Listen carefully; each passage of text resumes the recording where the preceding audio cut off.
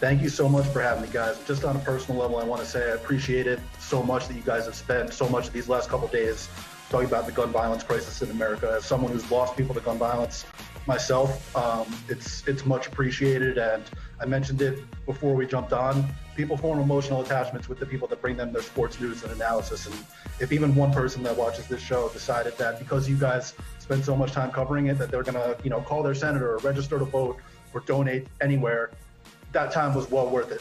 And I really appreciate it personally. Oh, man. Thank you for saying that. Appreciate that, Jared. You know what? Man? Honestly, Audible. Hey, Gary, take the music down or something. No, I mean, Michael, if you don't mind, I mean, I'd love to.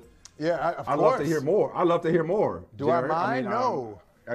I appreciate the love, but I love to know just, your observations, your thoughts, not just on the obvious, the devastation of these mass shootings, but the response to it and the various forms. Not just talking about the police response, but I'm talking about the political response, the social media response, the debate. This oftentimes it brings out the worst in us as well as the best in us after these tragedies. So just the floor is yours, my man.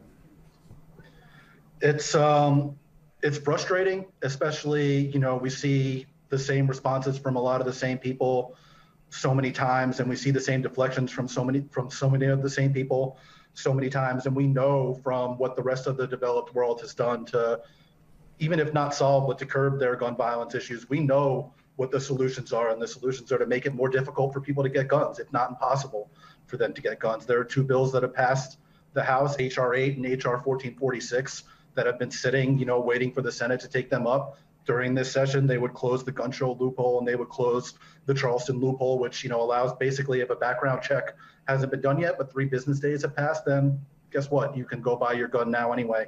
Those bills have been sitting, past the House, waiting for the Senate to take them up.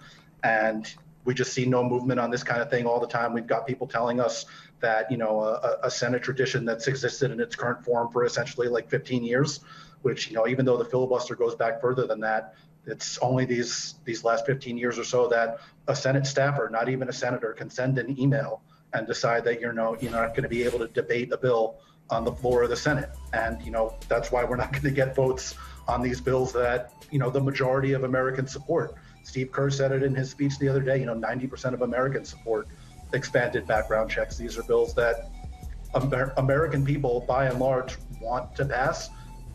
And we're just not going to see them pass in the current situation that we have. It's incredibly frustrating. And, it is kids dying and it is mass shootings and it is schools, but it's not just kids and it's not just schools and it's not just mass shootings. We've seen supermarkets, churches, movie theaters. There's, street violence, interpersonal violence, domestic partner violence. There's accidental shootings. Kids over the last 5 years, there's been, I wrote it down earlier, there's been at least 2,070 accidental shootings by children and 765 deaths from accidental shootings by children between 2015 and 2020 alone. These are the type of things that we can solve if we made it more difficult to get guns, if we made safety laws more stringent, and anybody that can draw attention to that. You guys mentioned earlier the heat last night before the national anthem, which I think was important because if they had done it after, then it wouldn't have been on TV. They had before the national anthem. Their in-arena announcer encouraged people to contact their senators or to register to vote so that somebody somewhere can do something. And, again, as someone, obviously it's important to people who haven't lost someone to gun violence, but, to me personally, it's a personal issue that I've felt really strongly about for, for me, going on 15, 16 years now. It's anyone that makes a difference with even one person, I think to me is doing something good. You did a lot of good just now, man. You talk about time well spent. Yes, you did.